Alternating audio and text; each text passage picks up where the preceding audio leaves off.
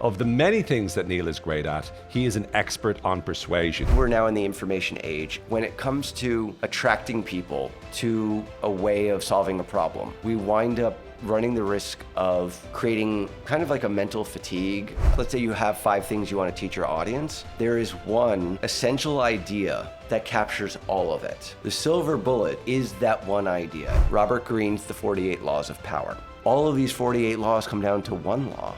And that is that the most effective plays for power are those that remain unseen. Invisibility, that's your superpower. I actually think of Dan Pink's TED Talk on the puzzle of motivation. He centers the entire talk on a single idea that says the secret to high performance is not rewards and punishments, but that unseen intrinsic drive to do things because they matter. Contrast creates clarity. Juxtapose your stuff with the stuff that you don't approve of. There is a mismatch between what science knows and what business does. We inspire hope, not based on what we promise, but rather what we help others imagine. Hello there, everyone, and welcome to another episode of the Changing Minds podcast. I'm Owen Fitzpatrick, and today I'm joined by a very dear friend of mine. Neil Gordon is someone I've known for the last number of years. We've become very good friends and spent a lot of time talking about persuasion because of the many things that Neil is great at, he is an expert on persuasion. He's about to write his first book, which is a fable, and it's going to take over. We've talked at length about it, and one of the things that makes Neil so effective and so good is his creativity and his ability to combine that creativity with the expertise he brings. He's the inventor of what's known as the silver bullet method, which is an incredible framework that we're going to dive into in this particular episode. If he looks familiar, he has been on the podcast before a while back, but he is here today with us, and I could not be more delighted. Neil, so great to have you on, mate. So great to be here, Owen. So I want to start straight away with what makes a person persuasive. Just like that. Just like that. No preamble. No, we're getting straight to it. What makes people Tell me now, Neil. That's it. What makes people persuasive? So when people think about being persuasive, it actually has a stigma for some, in that people often think about it as snake oil salesman type of stuff, manipulating people. And while that can happen, and that is a form of persuasion, what I've found is that there is something beneath the surface of persuasion, whether it's nefarious purposes or good-hearted purposes. There's one underlying thing that makes somebody persuasive or makes copy or anything we create persuasive. And that is whether or not we convince others that change is possible. As in, think about a person who's like a door-to-door salesman, the snake oil kind of thing, is like, this vacuum cleaner will do this, and that. And then they do some demonstration and all that, and does all of these marvelous things. What they don't tell you is that it will fall apart in 6 months or whatever, but the demonstration's really great. And so the demonstration shows the prospective customer exactly how powerful this vacuum is. And then everything just comes together in the prospective customer's mind. It's like, oh, wow, if it can do that, then it must be this, and all of that. So what I often get asked is, what about the ethics of persuasion or the ethics of influence? So the way in which I sort of explain influence and persuasion is influence is anything that you do to impact the behaviors, the beliefs, the emotions, or the thoughts of another person. And persuasion is one form of influence, which is when you change a person's mind or you change their behavior. Right? Sure. Then there's other things like nudging, and there's negotiations, all sorts of stuff. I know that you've done quite a lot of is you've studied the most persuasive speeches. And in particular, you've done some incredible work around studying what makes the most successful TED Talks and TEDx talks as popular as they are. Could you share a little bit about what are the most important ingredients that you found the very best TED Talks do to stand out? You know, I'm glad you asked that, Owen, because there are a lot of really good talks that you could cherry pick certain things and get a sense, well, this person did this really good thing over here, and this person did this really good thing over here. And yet there are a couple of talks that really embody what I believe to be not only a great model for a TED Talk, but a great model for speaking on a broader scale. And when I think about that, I actually think of Dan Pink's TED Talk on the puzzle of motivation. Now, what's interesting is that it's not the most viewed talk, but it's certainly in the top 10 or 15. And I think as of our recording this, it's got 30 something million views. So not too shabby. But what I particularly love about that talk is two things. One, he centers the entire talk on a single idea. He builds his case around this thing. What's interesting is that he breaks things down into a few points in his mind, but when we look at the entire flow of the talk, it really comes down to one thing. One idea that he shares about 2/3 of the way in that says the secret to high performance is not rewards and punishments, but that unseen intrinsic drive to do things because they matter. Okay? It's this one idea that says, if you want to get your team, your company to perform well, it's not about, and he distinguishes certain roles in the company in terms of this in some of the more granular elements of the talk. But on the whole, he says, if you want to really do that, if they're not just working machines and if they're not just doing rote tasks and they're managing something, they're deciding things, then you don't give them the carrots and the sticks. You show them how their work matters, right? And so the entire talk centers on that one concept. You know what? I want to reflect on that for a moment, because what you've said there hits the nail on the head for me for a number of reasons. Yeah. First of all, I've seen a lot of TED Talks and, obviously done a TED Talk myself, whatnot, but Which has more than 1 million which views. is 1.4 million views. Thank you very much. Not. I'm glad you said that I wasn't going to. But once again, what the TED Talks do really well is one key idea, right? Now, Yeah. the thing that's interesting about Dan Pink's TED Talk is if you take his TED Talk, fundamentally, his main thesis of that TED Talk is purpose. Now, if we reflect back and we go, where does that TED Talk idea come from? We could talk about his book, Drive. Yeah. And if we look at Drive, in a nutshell, he's saying some of the similar things, but he talks in Drive about intrinsic and extrinsic motivation. That's right. Intrinsic motivation is about autonomy, mastery, and purpose. So if we take that sort of triad and we take that and we look at what he does in the TED Talk, if this was me doing it, if this was me, I'm a terrible example. I'd probably go and do a TED Talk and the whole thing would be about, the triad and the intrinsic motivation and this and that and the other, right? Yeah. Big mistake. What he does is he focuses and leans, and he might touch on those, but he leans all of it into that one piece. And to me, that's one of the biggest, most important lessons that is, especially for someone like me, I find that extraordinarily difficult to do, but yet when I see it done, it's brilliant. But could you talk, before we get into the silver bullet, could you just talk about some other examples of great skills or keys from TED Talks that you've seen?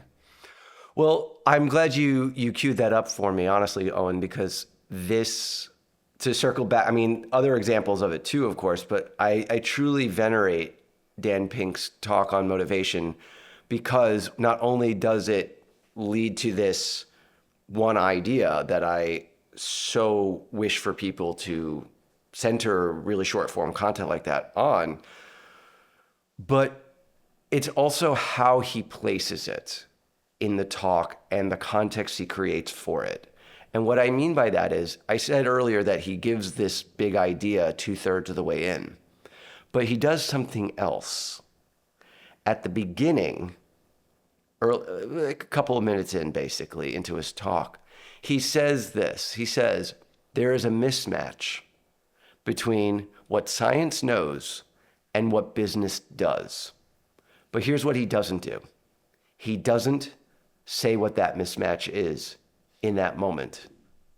He says that there's a problem or an incongruity or a conflict, whatever we might call that mismatch, but he doesn't resolve it until, it's like an 18-minute talk, he doesn't resolve that mismatch until 12 minutes in. And so this does a very important thing that I've come to be almost adamant, like to the borderline of being dogmatic, quite honestly. I'm ashamed to admit, because the only hard and fast rule of communication is that there are no hard and fast rules. However, I very much encourage my clients and my followers and whomever to do one thing to help people to get emotionally invested in the message you're there to share with your talk. And that is to create anticipation. as in there's a mismatch, but I'm not going to tell you yet what it is. I'm going to build my case gradually. And then eventually, if you stick around, you'll find out what that mismatch is. It's a mystery. It's a puzzle. How do we respond to mysteries? We want to see those mysteries resolved. And so that anticipation is a far cry from what almost everyone on stage does. It's not even just on stage. It's in any kind of, like a book or anything like that. We see this in Malcolm Gladwell's books. He says, like in his most recent book, Revenge of the Tipping Point, he talks about there are these 3 or 4, however many puzzles he sets up at the beginning of the book, but he doesn't tell you what all the puzzles are. He builds to it and he takes you along for the ride. And what that means is that you anticipate whatever is next. It's like a cozy mystery or something like that. People read cozy mysteries, they love them, and they do that because they want to see how it ends. What I'm about to say is shockingly simple, but it just occurred to me now that I've spent a lot of time looking at the whole big ideas, right? Sure. So it's big ideas. You have your big idea, and that big idea is communicated and articulated in the TEDx talk, or in the style of Adam Grant, his big idea on originals, or Think Again, or Sure. Malcolm Gladwell's big idea on the tipping point, or revisiting the tipping point, or Revenge of the Tipping Point. But it's like you spend the whole book or the whole speech talking about this idea, giving lots of examples. Yeah. But it's only as you say what you just said that I've got like light bulbs going up. It's about not just posing a question. The examples you give don't necessarily become evidence of what the big idea is. Sometimes the examples will be examples of the question. So, for example, if he says at the start, science and business don't match up, right? Yeah. In a nutshell, then some of the examples he will give are science and business not matching up. Right. And he will do that and stack that up to the point where you're going, now you want to know, well, okay, so, but why? Why? Because Yeah. if your audience is saying, but why? That then gives you the opportunity to give them a crisp one-liner, which makes them go, and gives them that rush of insight, the dopamine explosion in their brain that makes them go, wow. That's right. Well, and you use a very important word there with dopamine, in that we are creatures. I mean, for better or worse, we look for the next dopamine hit constantly, especially today. I mean, I speculate that humans have always been like this, but it's gotten to a breaking point with our devices and everything like that. And so the point that I was making when putting together some content just recently is that we can use dopamine for great effect, because the anticipation of a dopamine hit, which is like the resolution of a mystery in this context, the anticipation of it is like analogous with the anticipation of seeing a can of Pringles in the store. It's like, oh, Pringles. And it's like, oh, let me get that, because you bet you can't eat just one. And like you clear out the whole can because the salty, oily goodness is just too difficult to resist. The anticipation of a dopamine hit is actually a powerfully motivating factor in keeping someone engaged with your content. And so this really circles back to intent. It's like, I'm going to use your neurobiology, so to help you to really engage with this content and really be empowered by this idea kind of thing. So there's that fine line between, is it manipulating or is it just empowering them? And so it's an interesting thing, but I lean into the dopamine because it's so effective. I mean, I think like there's two types of dopamine release. There's phasic and tonic. And tonic is the natural sort of what we experience on a regular basis as we get motivated. And we've got a baseline of dopamine already released into our system, as you know. But it's also about the bursts. And the bursts is what happens not just in terms of the suspense and the anticipation reward, but also the surprise. Yeah. And so that's another piece as well to it. But it occurs to me, and would it be fair to say that, Neil, for a thought leader, because that's your main target audience that you work with all the time, that you're particularly brilliant for, is thought leaders. Would it be fair to say that a big part of being a successful thought leader in the form of a speech or a book is actually, you could learn a lot from mystery novels. Like you could learn a lot from the way in which mystery writers structure their writing. Well, when you think about a mystery, Owen, and I very much agree with that, because like a mystery is a very clean narrative because there is like a murder. And what is it you need to do? You need to solve the murder. You need to figure out who did it, who done it, as they say. And that's a very clear objective. You have a goal stated at the beginning of the journey. Who this person is dead, who killed them. And so that's a very clear, clean, explicit goal. And then you move along and try to figure out, you find the clues, you take steps, you make progress, you take a step back from progress, you keep going, the whole thing. And then finally you solve the murder. You finally figure it out. And usually if you do it's like, it's not the person you thought it was going to be, of course, because of course it can't, kind of thing. I mean, it's a very clear formulaic way to do it. And so you get the surprise, you get the twist, but you also get the resolution. You get to the point of, oh, I didn't know who this murderer was, and now I do. And so I've achieved my goal with this. It's very clean, very simple. I mean, lots of people have done twists on it over the years, but that's the standard formula.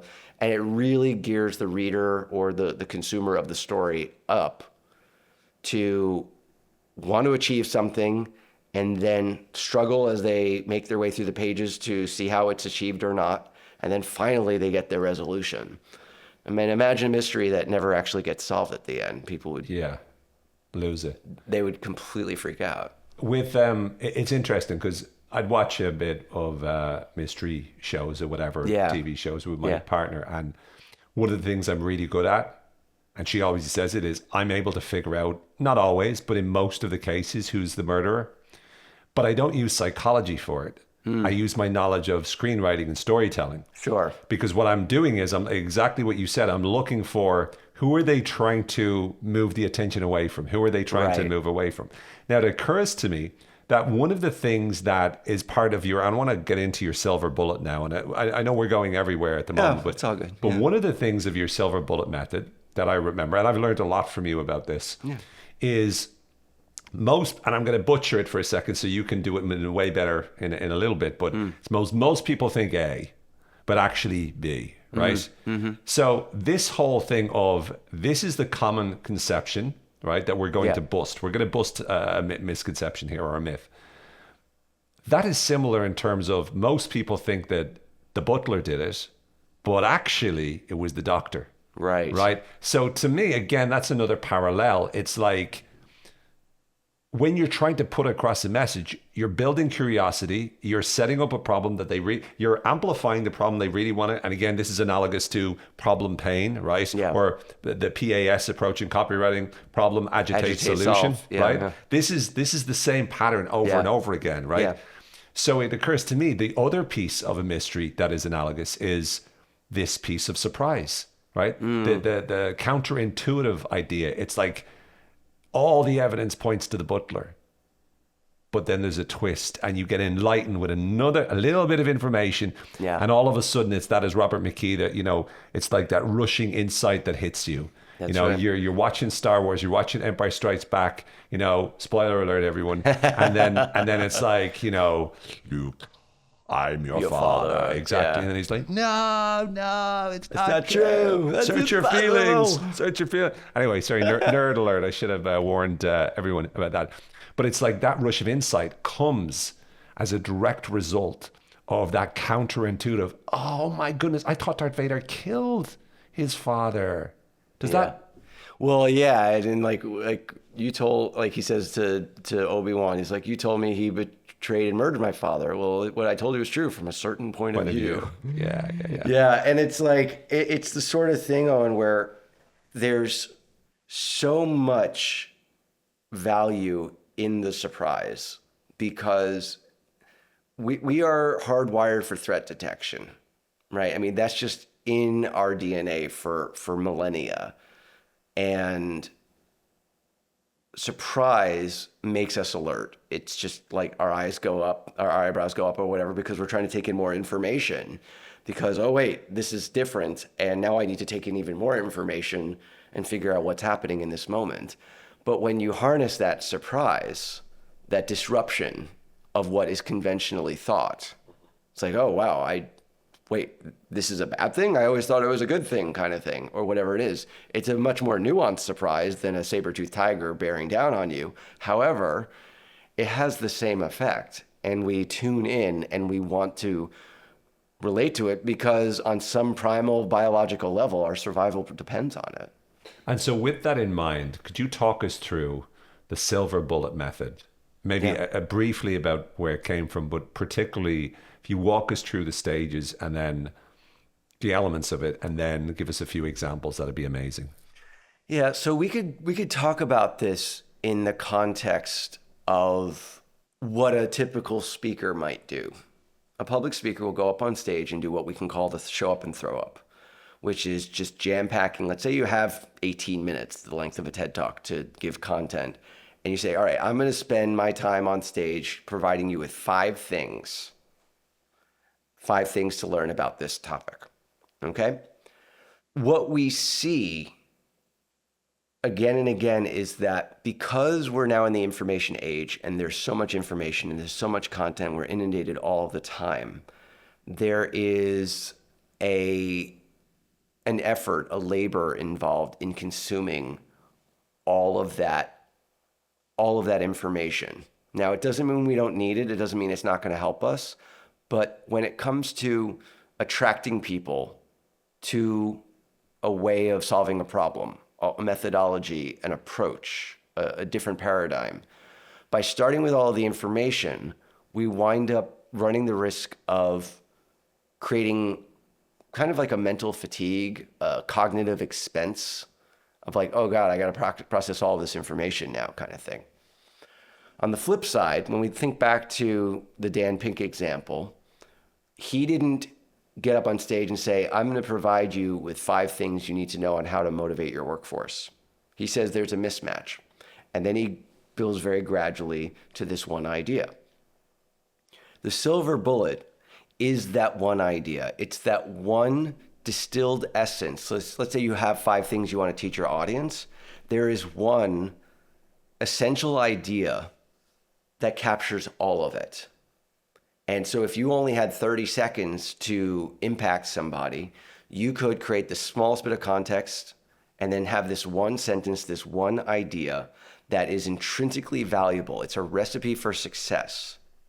And then you could give them like the 5 things. I mean, not if you have 30 seconds, but the point is that when we have this complicated construct, we have an opportunity to attract people to our work by instantly empowering them with that recipe and then provide them with all the information. And so I have an example. It might even seem a little audacious because this is a wildly successful book. In fact, because of TikTok, apparently it's had a major resurgence in recent years. Robert Greene's The 48 Laws of Power. And he's got all these different laws. And this hook on TikTok is that this book has been banned in prisons kind of thing and all of that because of how potent these laws of power are. But I went through the laws and then I read the introduction of the book and went back and forth between that and looked at the content and everything like that. And I realized something. He has 48 laws of power, but he didn't distill all of those laws down to one idea. And when I looked at all the laws, I was like, wait a minute, there is a pattern here. All of these 48 laws come down to one law. And that is that the most effective plays for power are those that remain unseen. Invisibility. That's your superpower. Love it. In the world, according to Robert Greene, of course. Yeah. It doesn't mean intrinsically. Sure. But his premise. And that would be for, let's say, the 48 Laws of Power.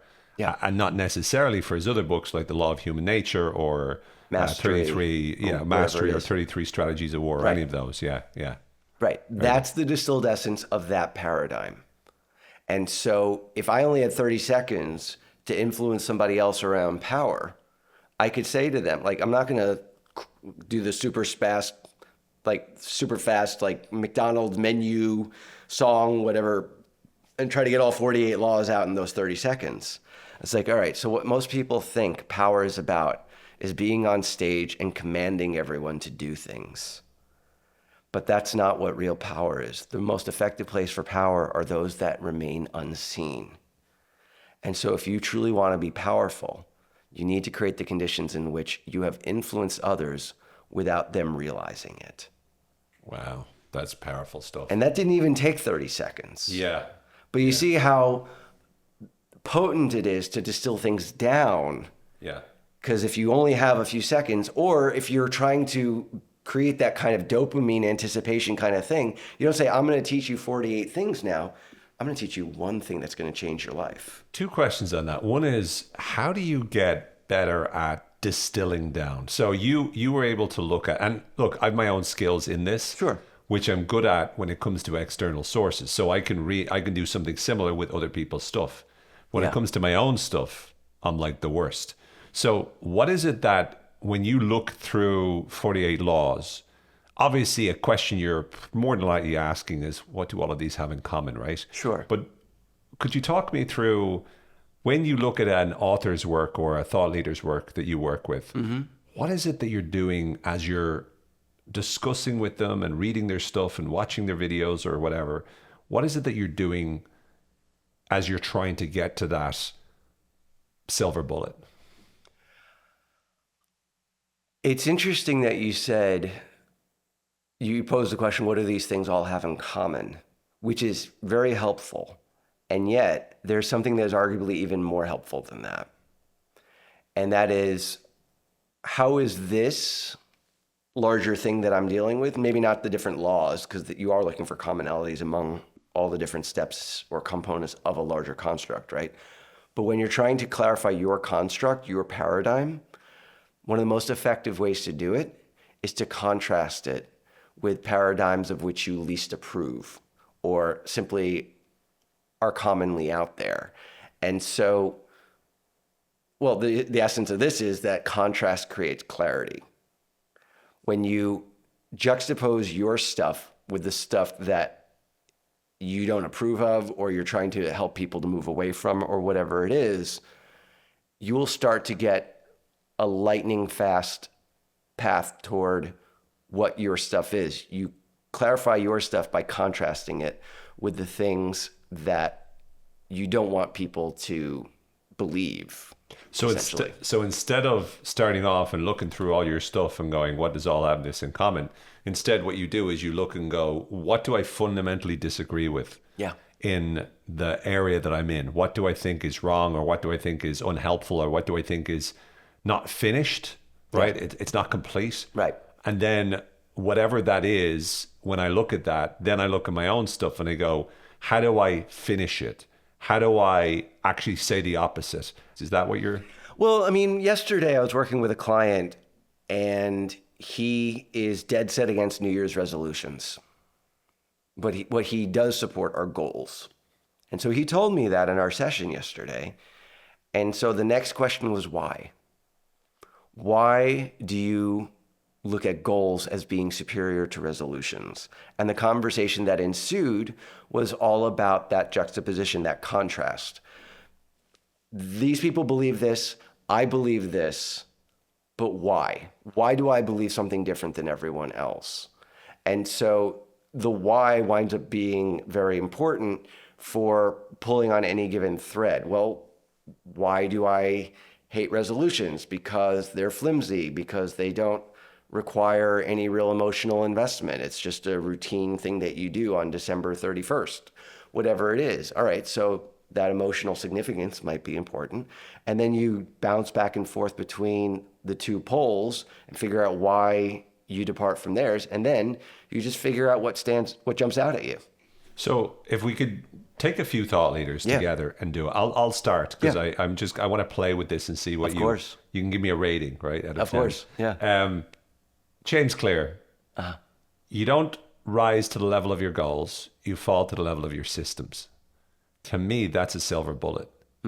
What he's saying in that, in a nutshell, now I know it's Atomic Habits is about, small habits that compound, and that's the key idea. Yeah, of course. But in terms of the counterintuitive idea, the silver bullet, to me, it's like a lot of people are obsessed with setting goals. Yeah. But you don't rise to the level of your goals. In other words, your goals are not going to help you necessarily succeed. Yeah. Because if you don't have the systems that underlie it and the habits that underlie it, you're not going to get there. So it's like you need to be focusing more on your systems and habits than you do on your goals.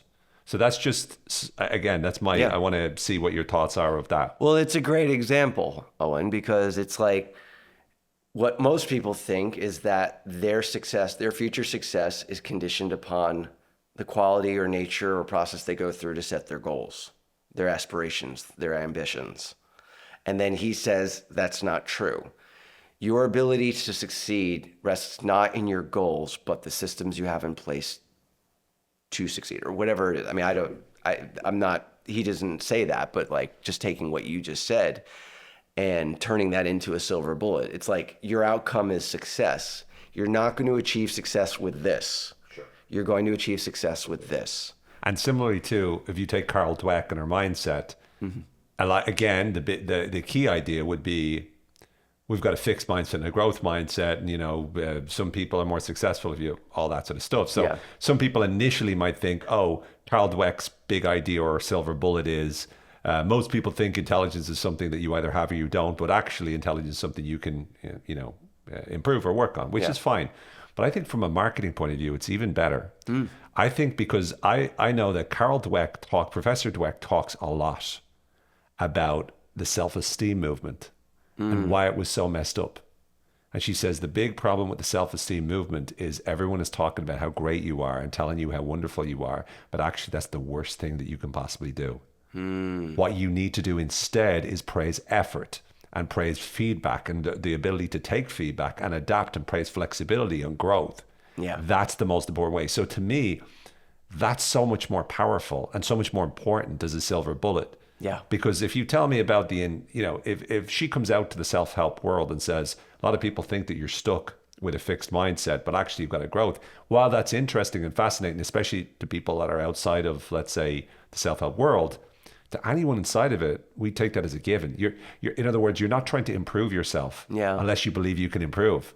But what is fresh and what is counterintuitive to people in the self-help movement is the self-esteem malarkey is bad and wrong. That to me is a much more, does that make sense? Thing. And what you're also hitting on there, Owen, is there's a lot of people who are very high level in their attempt to find a silver bullet, this distilled essence, this recipe and all of that. And there might be something they come up with that's true. But what you hit on there is that it's not about a fixed intelligence, it's about growth. That might be true, but if she were my client and I was creating a talk with her, I might have her say that toward the beginning of the talk, not as the solution, but as the problem to set up. So how do we grow? And then get into the self-esteem movement and everything like that. And so growth doesn't come from being told how great you are. Growth comes from what you were just saying about the feedback, or about however we look at that essential recipe.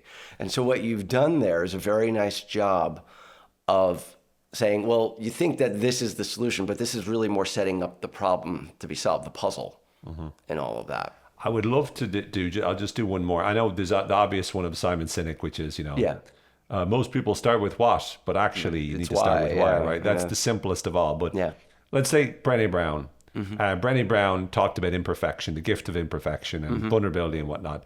And again, her, let's say, silver bullet would be something along the lines of, most people think that you need to be perfect and you need to be, if you don't feel enough, you need to become enough. And the best way to do that is sheer brute force, or doing everything you can.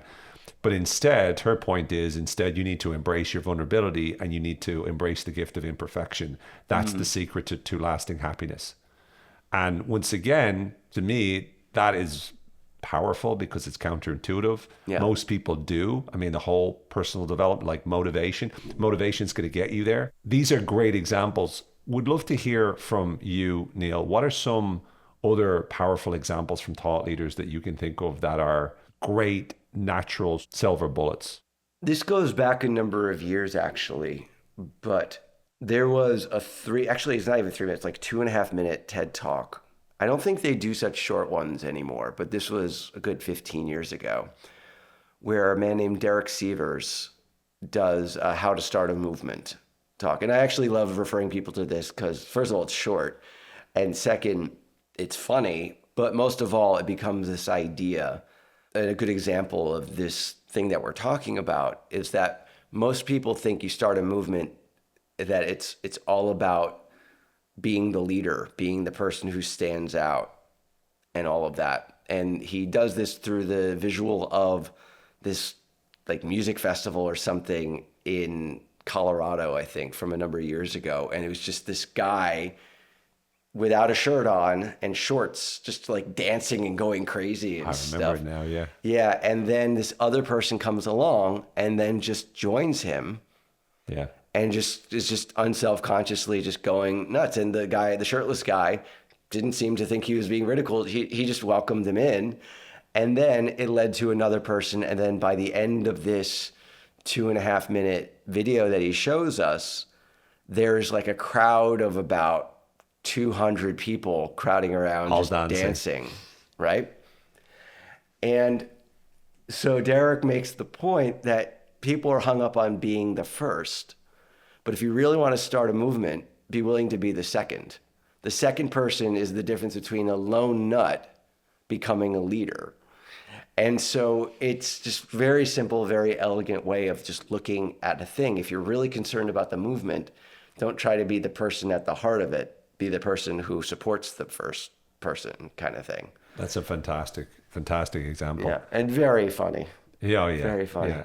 And so in a nutshell, if we were to structure it, and obviously we've talked about some of the stuff that goes into it, but if we were to structure a silver bullet, is it fair to say it's most people think X, but actually Y, or is there a better There's a way of lot. putting it? There's an infinite number of variations. Okay. Ultimately, I tend to teach 7 basic ones, which we don't need to get into all of them. But the one that I like to start people with is what you just said, is the contradiction model.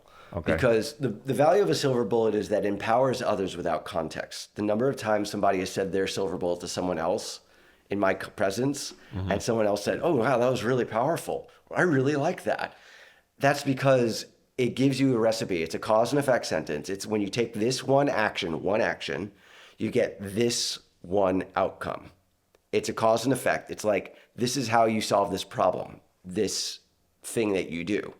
What the contradiction model does is it also gives you the thing you're not supposed to do to solve that problem. So the key to solving this problem is not this, but rather that. So it's a great starter silver bullet. And when I teach people, that's the first one I have them write out. Because while it empowers without context, that contradiction gives the listener even more context to go on, and that makes it even more potent. Have you got one other example to share from the 7? Absolutely. That is very simply blank, like the action drives the outcome. So like we were talking about anticipation earlier, and the potency of that and getting people emotionally invested in your stuff. Anticipation drives engagement. 3 words. There's no contradiction in it, but it's also got the elegance of being super, super concise. So again, Simon Sinek, why drives action? Yeah, or why drives buying, or people don't buy what you do. It's one of the things I really like his contradiction version. Yeah. So not every idea is going to fit perfectly with every model, right? But yeah, you could say why drives buying. And Dan Pink's would be purpose drives motivation. Sure. Okay. And Brené Brown's would be vulnerability drives contentment or happiness or acceptance or whatever, fill in the blank. Yeah, whatever that outcome might be. James Clear would be, again, we're just playing around with the bits. There's a lot of wordsmithing in all of this. Yeah, so James Clear would be systems drives success. Yeah. Right, okay, fantastic stuff. The other question I have on this is, how do you kill your darling? So you're familiar, Neil, in terms of screenwriting and stories in general. You got this great scene. Yeah, you've got a great scene that you love, and it's the best, and it's the funniest scene you've ever written, and you've got these amazing characters. And flipping it over to a thought leader or whatnot, you have all of these ideas, or all these things that you're good at, or all these things that you do. So someone comes along and says, what do you do? Well, I talk about this. I also talk about this. I also talk about this. So how do you kill your darlings in the sense of how do you let go of, and this is, as you can tell, a question, that I'm personally attached to. How do you let go of all the things you could say for the thing that you do say? I like to tell the story of how the number 2 TED Talk now is no longer Amy Cuddy's one on body language. Exactly, yeah. It's now Tim Urban's talk on procrastination. And he is goofy and funny, and he messes with the audience and he misdirects them and deceives them. And it's very entertaining. He doesn't even have a very strong silver bullet. I could barely even remember what it is, but I've watched it a number of times and have enjoyed it every time. He talks about procrastination, how we put things off, and how there's one thing just like waiting until the last minute to get a paper in, which is a story he tells in the talk. But then there's the procrastination on the projects that really mean something to us. Writing the book, starting the business, whatever it is. And so one of the things he sells through his website, waitbutwhy.com, is the life calendar. And it's 90 rows of 52 boxes. So it's 52 times 90. It's every week for a 90-year life. And a few years ago, I bought this and I put it on a piece of foam core, and it sits in my office just to the right of my desk. And every week, my birthday is on December 31st. And so I end the calendar, and it ends with the regular calendar and the life calendar at the end of the last box of that year. I've been doing this for a few years, and every week I cross off another box. And the reason I'm talking about all this is because Tim's talk, while it has a weak silver bullet, et cetera, it did a very important thing when I went out and bought that life calendar, and I'm now doing this thing. And, I finally wrote my book since I bought that life calendar, basically. Think of it in those terms, right? Because it had impact. His talk for 18 minutes I don't think it's even 18 minutes long. It's goofy, has the weak silver bullet, and I'm the guy who venerates the silver bullet method and all of that. And yet it still had an impact. And so this is a very long-winded way to answer your original question about how do you kill your darlings. No matter what we do in thought leadership and in teaching others how to create a transformation and to do something, if a darling is not in the most direct and meaningful service of people who most need our help, then it just doesn't have the same status as the thing that does. What is the thing that people think of classic rock band like Chicago has that song Saturday in the Park. Saturday in the Park. I think it was the 4th of July. They hate that song. They hate it. But people, every time they do it at a concert, people will just start screaming and yelling. They love it. They love that song. If we have a darling that just doesn't help people as much as the other stuff we do does, then it's likely to be like we just need to kill it. What has the most impact? Well, that's the thing that we need to focus on. And it's the most direct impact to what their needs are in that moment as well, which I heard. What's interesting about both Derek Sivers and Tim Urban, both of them are excellent writers as well. Yeah. Like if you read their stuff online, they're both excellent writers, really clever, really good term and phrase, and very economical with their words as well. And their speeches also tend to be fire as well. So it's interesting, like to me, while you can sometimes see some people are like phenomenal speakers and other people are phenomenal writers. Yeah. Sometimes you have that overlap of people that are great speakers, not because of their charisma, not because of their, charm, even though they both have it. It helps. But because of the way in which they structure their thinking is so good that it works, whether it's on the written page or it's in the form of a speech. Mm-hmm. Moving on to, briefly, we'll talk about politics as we move closer towards wrapping it. What are some of the interesting insights from a persuasion perspective that you've gotten, especially over the last, where obviously, You know, we've had the 2024 election. Yeah. Donald Trump is the now president again. When you reflect on, I was going to say award season, because it does feel like it's entertainment. When you reflect on election season and you reflect on the competing narrative, speeches, messaging, all that sort of stuff, from a persuasion perspective, what are some insights or thoughts that you could share with us about what you saw? You know, it's interesting, Owen. I recently went back to speeches that were right before Election Day. In particular, there was one that Kamala Harris gave in Pittsburgh. I think it was the day before, right? And what struck me as remarkable is the tragic mistake that she made in her language choices. She kept talking about how she pledged to do a bunch of things. She pledged to do this, she pledged to do that.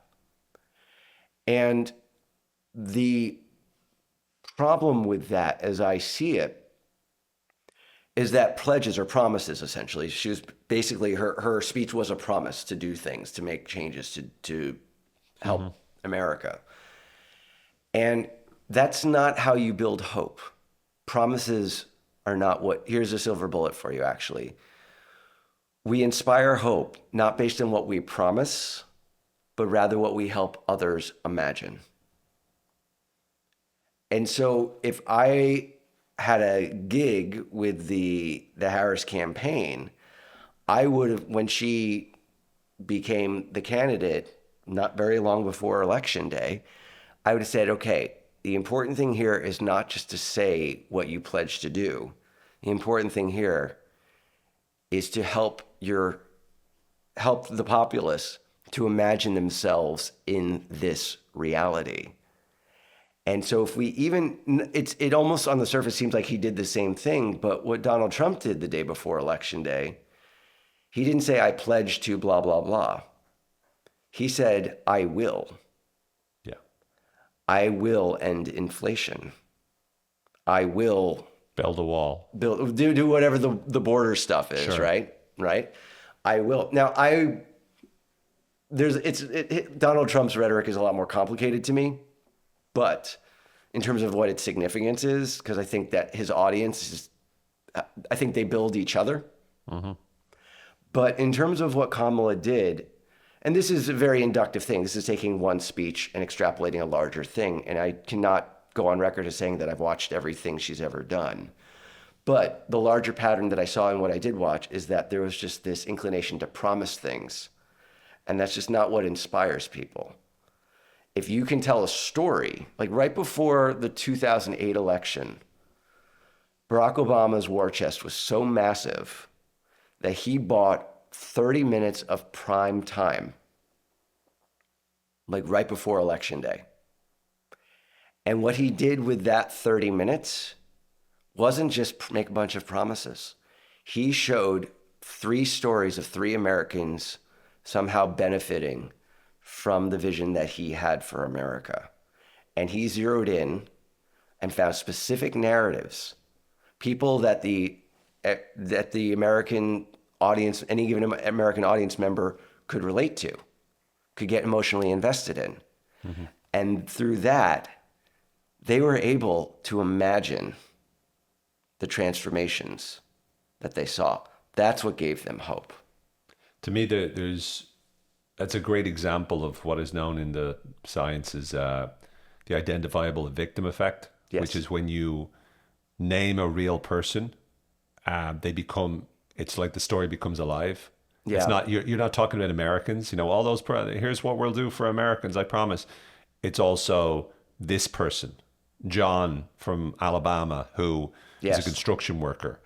And by making it a real person with a real job, it makes it real. It makes it feel true as well.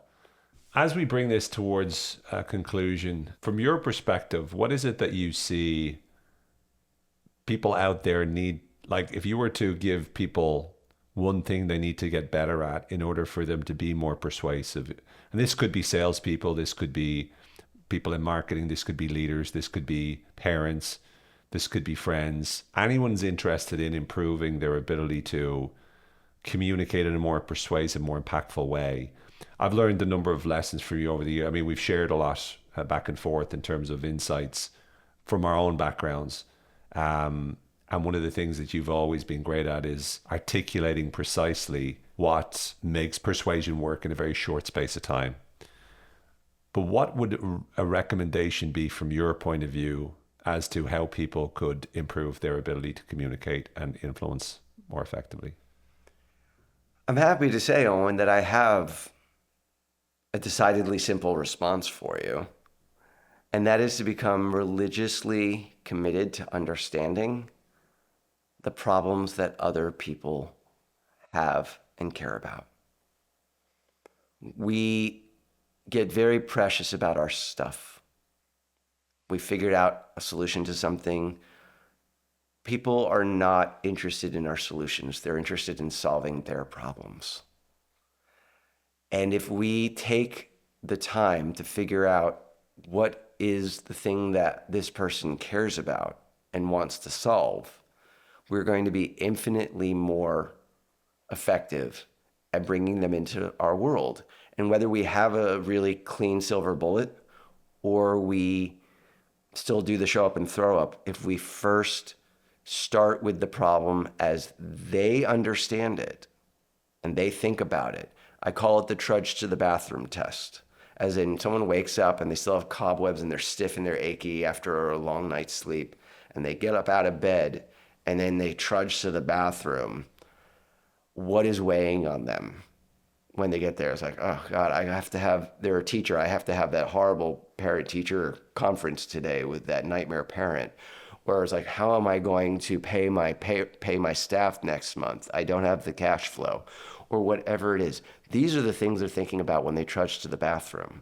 But we usually talk about stuff from our perspective. And so if you become religiously committed to understanding what other people care about solving in their life, and you speak to that, they will be infinitely more invested in hearing what you have to say. Where do people learn more about you, Neil, and what are you working on at the moment? Well, they can visit me at my website, neilcanhelp.com, neilcanhelp.com. But the thing that's truly on my heart as we record this here is that I'm about to publish my very first book.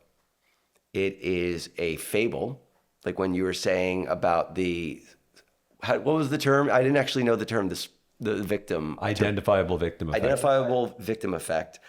I wrote a fable about a CEO of a small struggling company who everyone is tuning out whenever she talks about this innovative software platform that she's trying to launch, and she's in pain with it, and she meets a mysterious, unlikely mentor in what you and I know as the silver bullet method, and goes forward and tries to get the deal of a lifetime using this technique.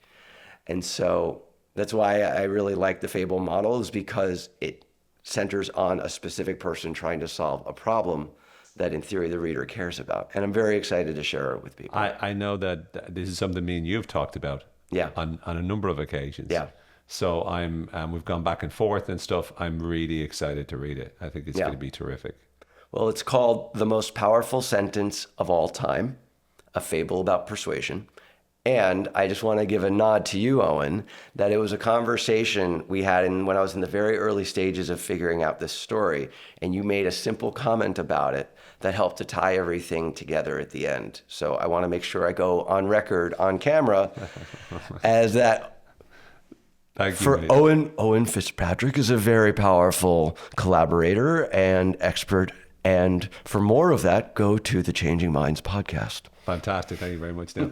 Neil, thanks a lot, mate. I'm really excited about it. When is it available? February 19th. February 19th. And it'll be available wherever books are sold, digitally. Digitally. Fantastic. Thank you so much, Neil. It's been a pleasure. Thanks, everyone, for tuning in. This has been the Changing Mind podcast. I've been very fortunate to be joined by the wonderful Neil Gordon. For now, take care, be well, and most important of all, may the force, as always, be with you.